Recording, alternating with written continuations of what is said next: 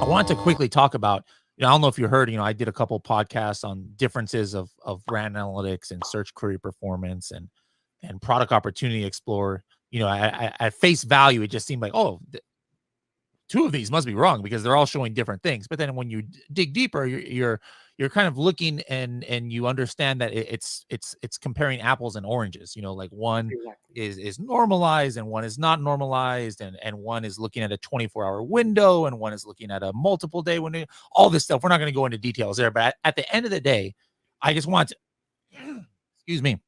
I want to ask about the search query performance. At the end of the day, now that you have more of a grasp of what this is doing, what PPC decisions are you making based off of the search query performance report? Okay, that's a great question. And I believe search query performance is actually one of the most valuable reports that Amazon released recently. Yep. To your point, yes, everyone should go and understand where these data coming from, because people constantly comment that, oh, these numbers are wrong, but no, they are not wrong. They are just being calculated differently. So in terms of how we are using it, one of the use cases that I love it is to check your cannibalization. So before, we didn't have any option to see if this idea of cannibalization happening for our account or not. What you could do now is that you find a relative high related search term, and from search query, you see what's your impression share, your click share, your purchase share. And what you do is that if you want to do this test, you reduce your spending for that term. It could be uh, pausing your ad all of a sudden for top of search, or no, just reducing your spend.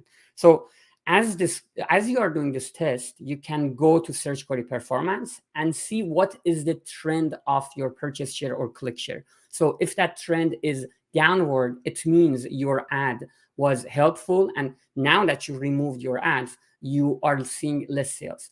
But if you see that your click share, your purchase share is not going down, they are not declining, it means that you were doing cannibalization. So that is one use case that you could do for your related keywords. The second is that what you mentioned, the impression share. If you go over search terms, you find highly related keywords to your product. If your impression share is low, even there's a number, you can divide 1 by 52. It gives you an idea of if you have one placement on the page. I don't know what the number would be. We don't do public math here. But if your number is really low, it means you are getting one placement, or sometimes even you are not getting that one placement, meaning you have to increase in spending for ads to show up more on the first result pages. That's for impression. Then you go to the click share.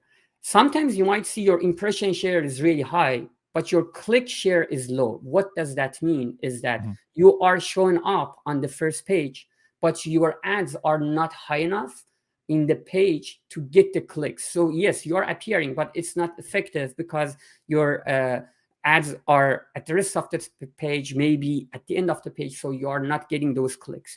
In that area, what you have to do, if that keyword is really important for you and you want to show up there, you have to increase your bid to make sure you show up on top of search, or at least top half of the page to make sure you are increasing your click share. Then it goes to one thing that we really use it for is different strategies. So we decide to, for instance, we choose a keyword and we say we want to do ranking for this keyword.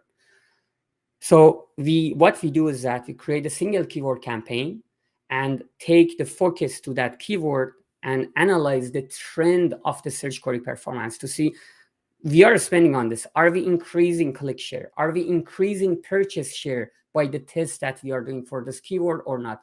To measure how effective is our strategy with going down to the keyword, with looking at the keyword and checking the click share and purchase share.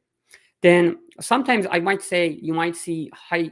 There are some tricks here that you guys need to understand. I see some comments that people say if your click share, if your purchase share is lower than click share, it means there is this issue with your listing. For instance, you have to change your imaging or offers. But no, if you have variance, you have to understand that the search query performance is the funnel from seeing the same product, clicking on the same product and purchasing the same product. So if a customer clicks on the same product and goes to listing but purchase the variant, you don't see that purchase in search query performance. So you can't compare your purchase share with click share. Yes, definitely you can see the trend, but never compare your purchase share and see it is lower or higher unless you have a single listing with no variance. Sure, 100% you could do that. These are just few of the use cases we do with the strategies.